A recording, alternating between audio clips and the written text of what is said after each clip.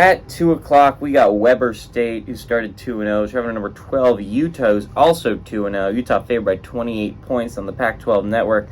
Bryson Barnes is their leading passer. He's gone 18 of 37, thrown for 230 yards, 1 touchdown to 1 interception.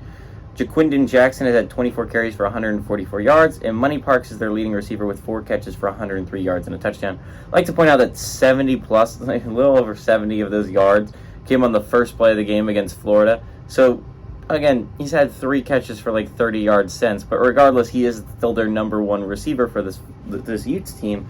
It's actually pretty dang good. Johnson's going to be starting over Barnes this week, too. Barnes is just their leading passer, but he got benched about halfway through the Baylor game last week, and that led to a victory in the Baylor game, thanks to the decision to put Barnes on the bench and put Johnson back into the game.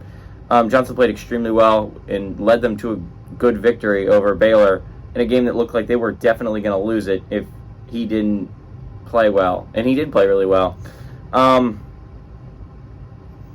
Johnson's a really good player, and that's like been the small bright side of Cam Rising getting hurt. Is obviously you don't want Cam Rising hurt. He's your better quarterback. He's one of your better players. It's hard to see him not be on this football field, but you will not have him next year. So it's nice to be able to get used to what you're going to be like next year, and Johnson's probably going to be that guy next year for Utah. Not great news for Barnes. Probably if you're Barnes, I would transfer out. But Utah's in a situation where they're really good, right? They have a great chance of winning the Pac-12. But again, the Pac-12 is so crazy this year, you can't write off anyone outside of Stanford and Arizona State. And likely Cal. You could probably write off those 2 teams. But all the other 8, it's going to be a gauntlet to go through. There's so many ranked Pac-12 teams this week. It's going to go down in a couple weeks because they're going to start playing each other. But Utah's really good. They're playing at a high level right now. The Utahs have had a great physical defense. They always have had a good physical ground game.